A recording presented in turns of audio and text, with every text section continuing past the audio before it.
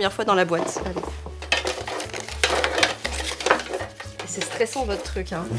On peut plus tricher maintenant. Oui, c'est vrai, c'est vrai. Pas comme ça, surtout c'est total. Je crois que j'ai vu à travers les pépins du calendrier. Let's go. Je suis trop contente. Waouh, les pépins, c'est une grande histoire. On va commencer par le début, hein. Bon, déjà, c'est une saga qui est créée par le Netophonix, et quand je dis le Netophonix, c'est tout le Netophonix.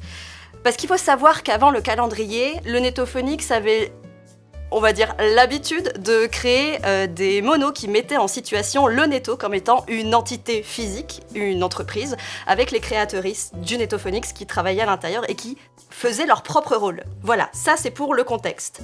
Ensuite, il y avait une petite tradition au sein du Netophonix, c'était le calendrier de l'Avent. Tous les ans, les créatrices réalisaient un mono pour le mois de décembre, pour avoir voilà, un petit calendrier d'écoute écoutez, avant Noël, quoi, tout simplement. Sauf que les années passant, ils peinaient à remplir un calendrier de 25.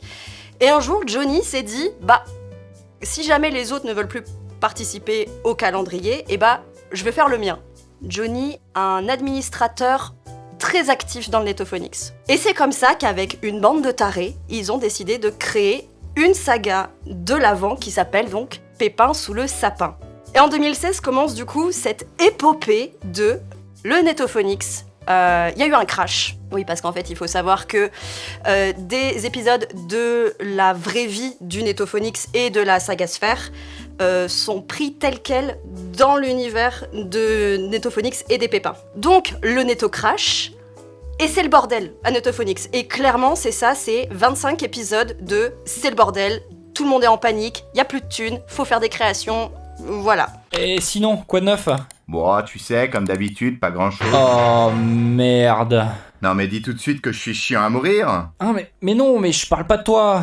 Ah bon, de toute manière, j'ai affaire, je dois filer, salut. Oui bon, salut, désolé.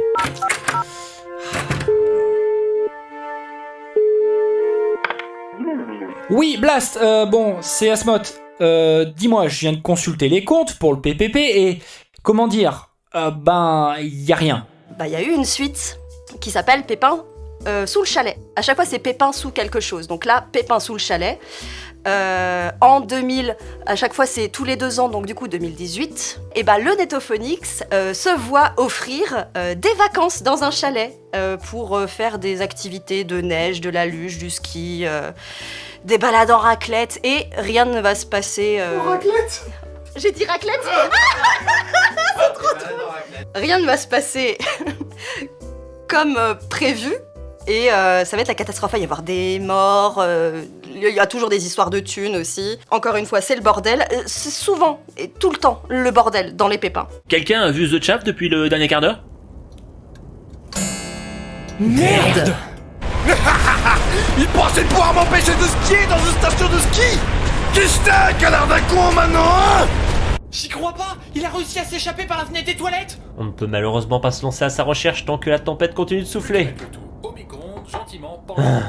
Si jamais il revient vivant, je vous jure, je le cloue au mur jusqu'à la fin du séjour. Ensuite, en 2020, il y a eu Pépin sous la start-up.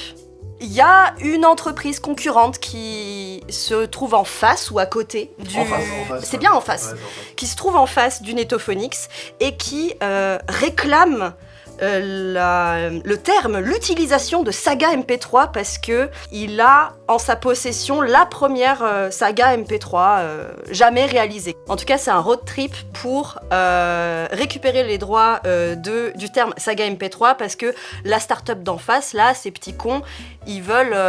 c'est une start-up ultra capitaliste, donc c'est pas du tout l'esprit saga MP3.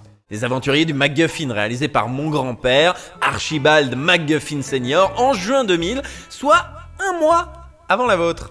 Ah, d'accord, super. Et donc ? Donc ma start-up a déposé le terme saga MP3 et en est désormais la légitime propriétaire. Ça veut dire quoi tout ça ? Ça veut dire que la saga MP3, c'est moi, et vous pouvez fermer boutique.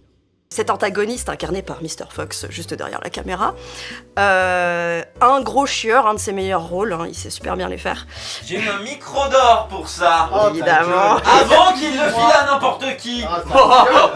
Et enfin, pour terminer, parce que, bah oui, c'est terminé, on a eu, en 2022, Pépin sous le destin. Le Netophonix perd des créatrices, il y a moins d'engouement sur la saga MP3, et Johnny, toujours ce bon vieux Johnny, va essayer d'aller chercher les créatrices de la saga MP3 pour un dernier baroud d'honneur. Voilà, encore une fois, road trip. Tout le monde est bien installé? Non. Oh mais ne commencez pas. On est tous là pour un road trip de Noël joyeux qui va tous nous rapprocher et nous faire passer des moments inoubliables et chaleureux. Alors ça reste à voir. Je suis même pas sûre qu'on ait le chauffage. Qu'est-ce que je peux dire encore? Bah du coup 25 épisodes fois 4, hein, 4 saisons, ça fait 100 épisodes pour à peu près un total de 17 heures d'écoute. On est vraiment des fous, hein.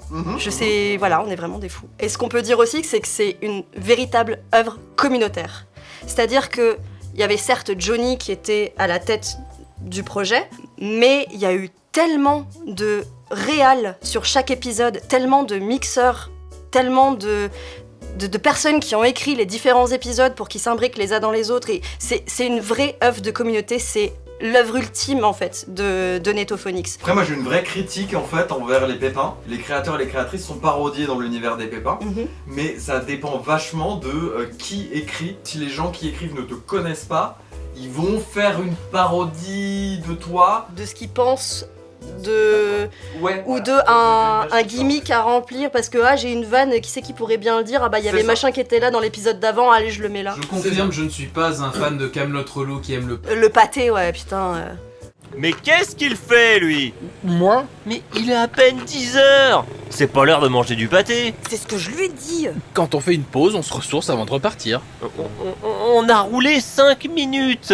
Et alors? Mais pour moi, c'est aussi une qualité, c'est-à-dire que les personnages vont apparaître différemment selon qui l'a écrit. Et je pense que pour les premières sagas, effectivement, c'est un peu cringe de voir que certains auteurs savent pas quoi faire de certains créateurs. En fait, avec le temps, les auteurs, ils ont accepté, entre guillemets, de délaisser les créateurs qui connaissaient pas assez, en se disant que quelqu'un qui les connaît mieux leur écrira un rôle plus intéressant dans l'épisode que eux écriront, et de plus se forcer à écrire tel personnage alors qu'ils le connaissent pas. Je pense que t'as raison, surtout qu'on voit l'évolution de l'écriture, parce qu'avant c'était vraiment de la blague et on enchaîne les épisodes pour enchaîner les épisodes pour faire des blagues et tenir jusqu'au 25.